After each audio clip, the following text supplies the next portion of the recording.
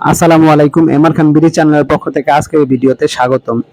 আজ 8ই জুলাই 2025 আজকের market update নিয়ে আপনাদের সাথে কথা বলবো আমি।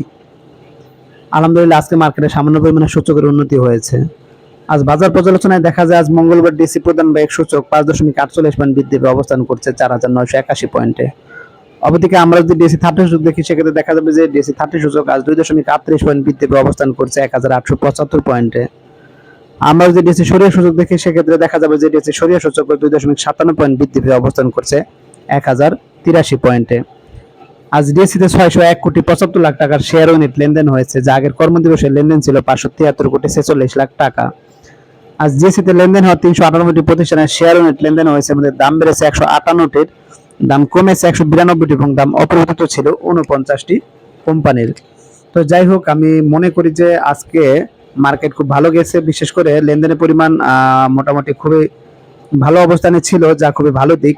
এবং তিনটি সূচকে সামান্য হলেও বেড়েছে, যেটাও ইতিবাচক দিক বলে আমার মনে হয়। হয়তো বা আগামী কাল বা আগামী পরশু অল্প পরিমাণে মার্কেট পতন হতে পারে, আবার মার্কেট সেখান থেকে আবার ঘুরে দাঁড়াবে বলে আমার মনে হয়।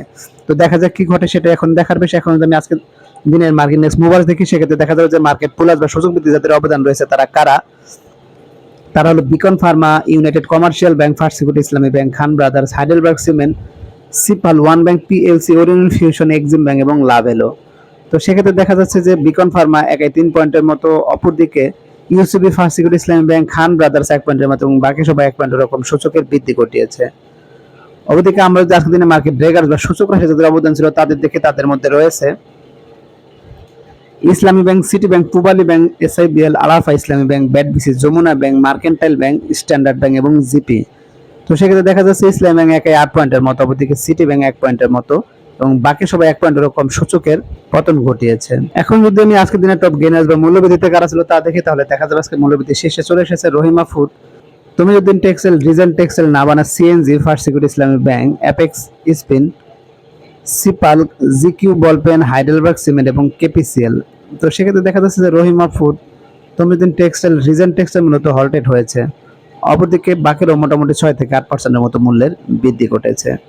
তো এখন যদি আমি আজকের দিনে টপ লুজার্স বা মূল্যরাশি কারা ছিল তা দেখি, তাহলে দেখা যাবে আজকে মূল্যরাশি শেষে চলে এসেছে Lanka Bangla Securities, ICB Third, NRB Mutual Fund, MBL First mutual Fund, DBS First mutual Fund, Premier First Fund, Dragon Sweater, Shepherd Industry, First Finance, Islami Bank এবং শাসা ডেনিমিস। তো সেক্ষেত্রে দেখা যাচ্ছে যে আজকে লুজারের ভিতরে অধিকাংশ কোম্পানি মূলত 3 থেকে 4%-এর মতো মূল্যে তাদের পতন ঘটেছে।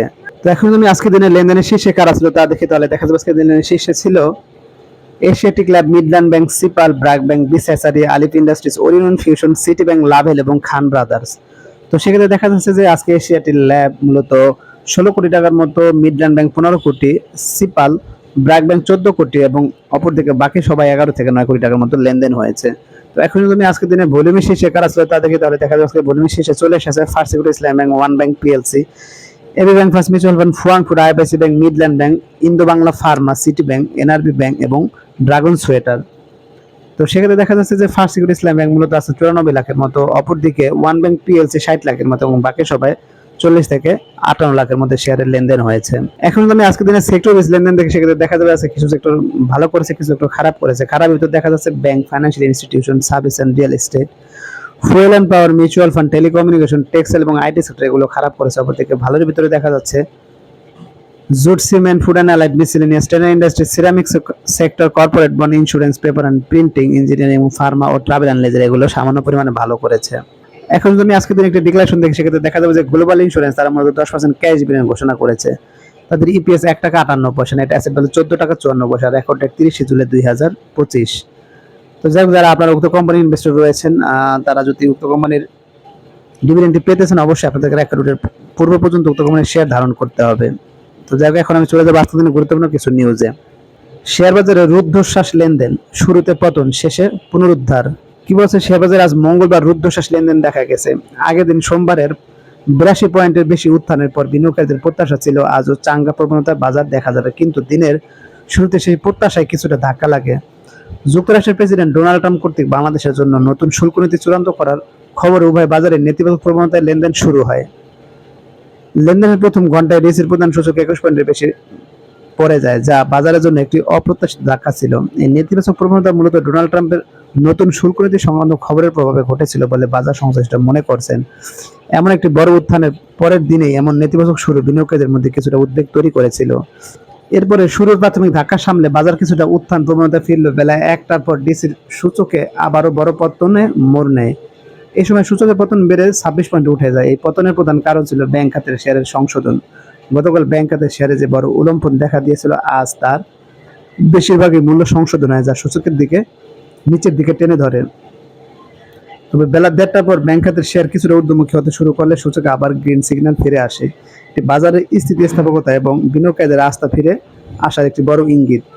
দিনের বাকি সময় মিশ্র প্রবণতায় লেনদেন হলেও শেষ পর্যন্ত ডিসির সব সূচক সামান্য ইতিবাচক প্রবণতায় থাকে। দিনের শেষে ডিসির প্রধান সূচক আগের দিনের চেয়ে প্রায় 5 পয়েন্ট বেশি বেড়ে লেনদেন হয়। আজকের এই মিশ্র প্রবণতার মধ্য দিয়ে সূচকের ইতিবাচক সমাপ্তি বাজারের স্থিতিস্থাপকতার প্রমাণ। যদিও ডোনাল্ড ট্রাম্পের শুল্ক নীতি সংক্রান্ত খবর এবং ব্যাংক খাতের প্রাথমিক সংশোধন বাজারের কিছুটা চাপে ফেলেছিল, কিন্তু শেষ পর্যন্ত বিনিয়োগকারীদের আস্থা এবং কিছু খাতের ঘুরে দাঁড়ানোর প্রবণতা বাজারকে ইতিবাচক দিকে নিয়ে যায়। ব্যাংক খাতের এই সংশোধনকে অনেকে ইতিবাচক হিসাবে দেখছেন, যা দীর্ঘমেয়াদী স্থিতিশীলতার জন্য জরুরি। আজকের এই ইতিবাচক সমাপ্তি আগামী দিনগুলোতে বাজারের জন্য আরো ভালো কিছু বয়ে আনবে বলে আশা করা হচ্ছে। তো যাই হোক, মার্কেটে যে রুদ্ধশ্বাস আজকে অবস্থা ছিল সেটা অবশ্যই দেখে বোঝা যায়। তো সেখান থেকে মার্কেট যে ঘুরে দাঁড়িয়েছে, এটা বাজারের জন্য ইতিবাচক দিক। হয়তো বা আগামী 1 দিন বা 2 দিন সামান্য পরিমাণে সূচকের পতন থাকতে পারে, তবে মার্কেট আবারও সামনে এগিয়ে যাওয়ার প্রবণতা আছে বলে আমি মনে করি। তো দেখা যাক কি ঘটে। এখন আমি চলে যাবো অপর একটি গুরুত্বপূর্ণ নিউজে। 6 মাসে আইপিও প্রক্রিয়া শেষে আশ্বাস ডিসি চেয়ারম্যানের। দীর্ঘদিন ধরে প্রাথমিক গণপ্রস্তাব নিয়ে ভোগান্তি ও দীর্ঘসূত্রিতার অভিযোগ রয়েছে, তবে এই সমস্যার সমাধানে আশার আলো দেখেছেন ঢাকা স্টক এক্সচেঞ্জের চেয়ারম্যান মমিনুল ইসলাম। তিনি জানিয়েছেন আগামী দিনে 6 মাসে কম সময়ে এই আইপিও প্রক্রিয়া সম্পন্ন করা সম্ভব হবে। তো ডিসি চেয়ারম্যান বলেন, গত 1 বছর কোনো আইপিও আসেনি, এটা বিসিসির একক দায়িত্ব নয়, মার্চেন্ট ব্যাংকের যে মূল দায়িত্ব এই প্রক্রিয়া এগিয়ে নেওয়ার। তো মমিনুল ইসলাম বলেন যে গত 15 বছরে 66টি মার্চেন্ট ব্যাংক মিলে 138টি কোম্পানির শেয়ার বাজারে এনেছে, কিন্তু এই সংখ্যার তুলনায় গুণগত মান ও বাজার তাদের প্রভাব প্রশ্নবিদ্ধ। তিনি স্বীকার করেন, সব কোম্পানির শেয়ারে দাম বাড়বে এটা আশাও করাও ঠিক না। তিনি দৃঢ়ভাবে বলেন, পুঁজিবাদের শ্রেষ্ঠ আবিষ্কার হচ্ছে শেয়ার বাজার। গত 15 বছরে আমাদের শেয়ার বাজারে অনেক অনিয়ম হয়েছে, এখন সেই অনিয়ম দূর করার প্রক্রিয়া চলছে, তবে তাৎক্ষণিক সমাধান নয়, সময় লাগবে। যাই হোক, আসলে আইপিও নিয়ে যেটা বলার সেটা হচ্ছে, অবশ্যই আইপিওতে অনুমোদন দেওয়ার পূর্বে আমি মনে করি প্রত্যেকটা কোম্পানির ভালোভাবে অ্যানালাইসিস করে তারপরে অনুমোদন দেওয়া উচিত। কারণ আইপিওর মাধ্যমে আমি মনে করি যে বিনিয়োগকারীরা বড় ধরনের ক্ষতির সম্মুখীন হয়। ভালো কোম্পানি মার্কেটে আসলে সেটা বিনিয়োগকারীদের জন্য ভালো, তবে নামী কোম্পানিগুলো আনার মাধ্যমে বিনিয়োগকারীরা অনেকটাই ক্ষতিগ্রস্ত হতে দেখা যায়। তো এই বিষয়ে মনে করি যে কর্তৃপক্ষের সতর্ক থাকা উচিত। তো যাই হোক, এখন আমি অপর একটি নিউজে চলে যাব। শেয়ার মিউচুয়াল ফান্ডে বিনিয়োগে প্রভিশন সংরক্ষণে নতুন নির্দেশনা। ফাইন্যান্স কোম্পানির বিনিয়োগ সংশ্লিষ্ট ঝুঁকি ব্যবস্থাপনা শক্তিশালী করতে নতুন নির্দেশনা জারি করেছে বাংলাদেশ ব্যাংক। এখন থেকে share, equity, bond, debenture, mutual fund এবং কমার্শিয়াল পেপারে বিনিয়োগের বিপরীতে যথাযথ প্রভিশন সংরক্ষণের নির্দেশনা দেওয়া হয়েছে। তালিকাভুক্ত কোম্পানির প্রেফারেন্স শেয়ার, বন্ড বা ডিবেঞ্চার বিনিয়োগের পর যদি প্রাপ্য সুদ বা ডিভিডেন্ড না পাওয়া যায়, সেক্ষেত্রে ধাপে ধাপে প্রভিশন গঠন করতে হবে। প্রথম অর্থ বছরে 25%, দ্বিতীয় অর্থ বছরে 50% এবং তৃতীয় অর্থ বছরে 100% করতে হবে। স্বল্পমেয়াদী বন্ড বা ডিবেঞ্চারের ক্ষেত্রে মেয়াদ পূর্তির পর অর্থ ফেরত না পেলে পুরো প্রভিশন সংগ্রহণ করতে হবে। পাশাপাশি প্রাপ্য ডিভিডেন্ড ক্যাশে আদায় না হওয়া পর্যন্ত তা আয় হিসাবে দেখানো যাবে না বলেও সার্কুলারে বলা হয়েছে। তো যাই হোক, এখন আমি অপর একটি গুরুত্বপূর্ণ নিউজে চলে যাব। 8 জুলাই ব্লকে 2 কোম্পানির বড় লেনদেন। কি বলেছে যে সপ্তাহের দ্বিতীয় কার্যদিবস মঙ্গলবার ঢাকা স্টক এক্সচেঞ্জের ব্লক মার্কেটে 26টি প্রতিষ্ঠান লেনদেনে অংশ নিয়েছে। এসব প্রতিষ্ঠানের মোট 36,21,47,000 টাকার শেয়ার লেনদেন হয়েছে।